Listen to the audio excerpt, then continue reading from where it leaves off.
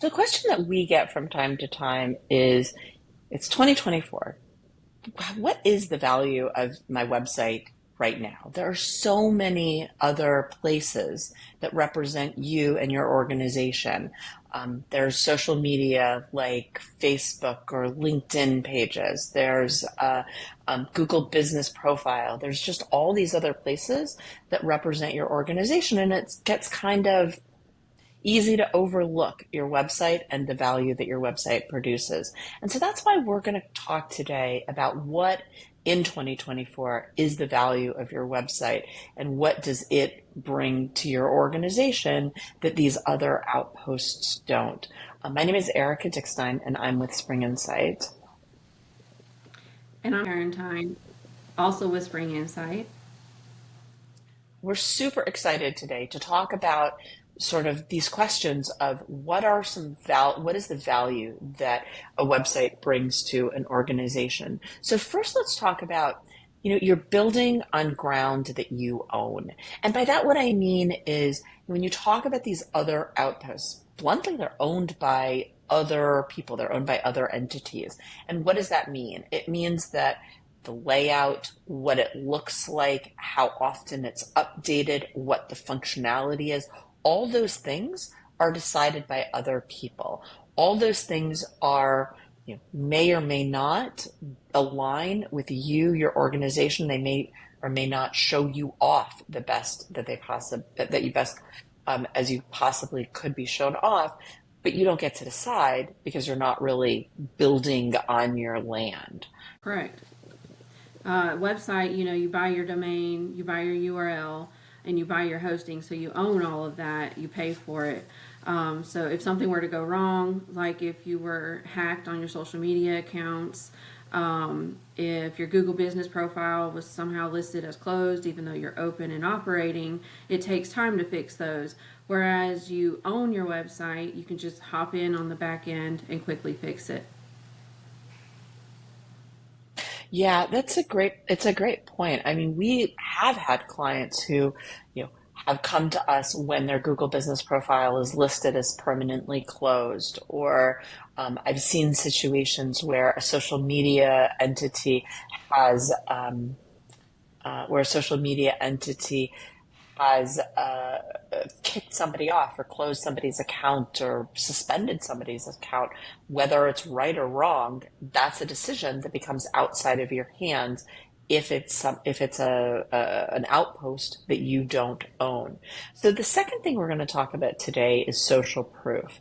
And so what is social proof? Social proof is basically this place that people, this idea that people are going to go to a place to see, well, who is this?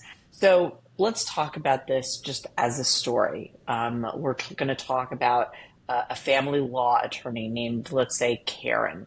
And Karen has a friend, Fred.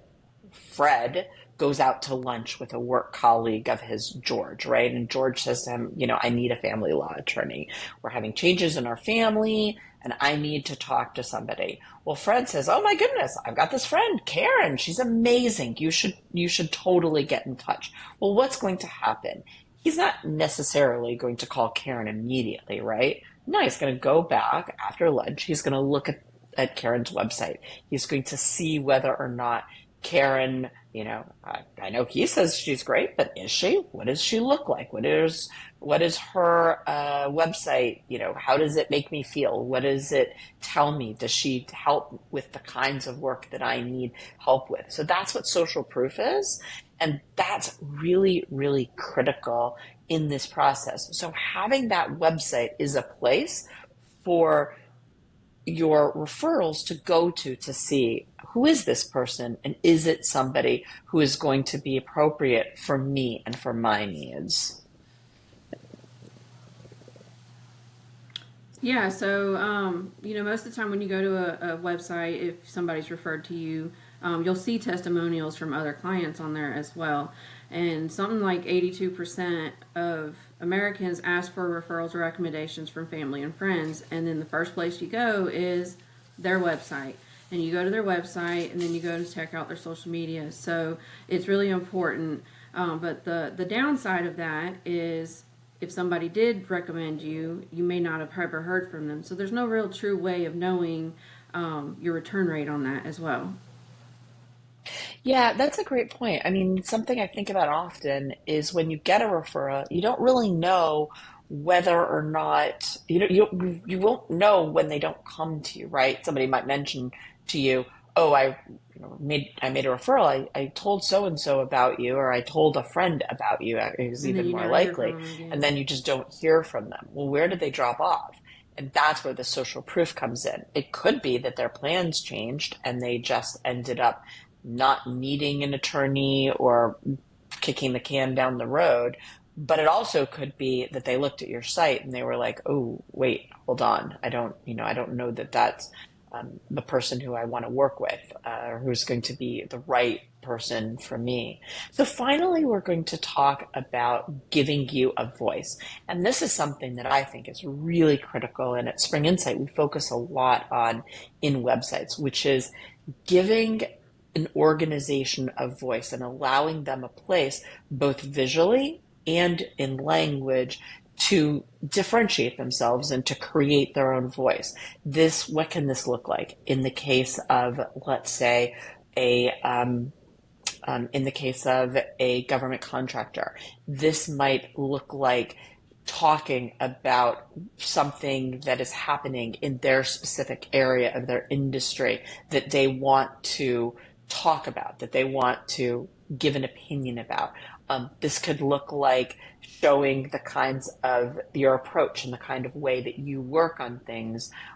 There's all kinds of different ways this can look like, both visually and in verbiage. But really, the idea is that you want to create for yourself and for your organization a personality or a voice, and that voice is reflected on your website. Yeah, you're not just another accountant. You're not just another government contractor. So why would you just have a standard website like everybody else? You want to showcase why you're unique and what service or what sector that you specialize to, so that way you can reach the right audience.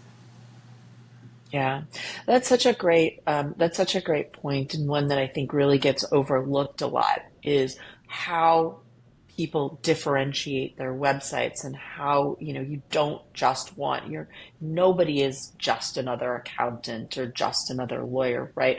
And the website, that's where the rubber meets the road in terms of creating that differentiation and in terms of actually making this apparent to a visitor to the site.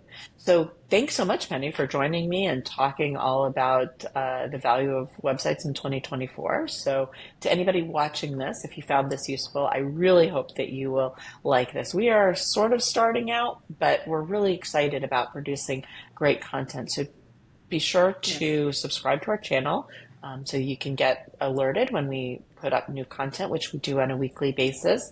And if we can every talk to you about Tuesday. your website, every Tuesday, the person who puts them up reminds everybody they go out every Tuesday. So, Yeah. so subscribe so that you can be the first person to be alerted when Penny uploads them. And but also, if you have a website and you're not sure if yours is doing all the things we just discussed, be sure to visit our website at springinsight.com, so that you can schedule a review, and we will take a look and create something great for you, or at least talk to you about creating something great. Thanks so much.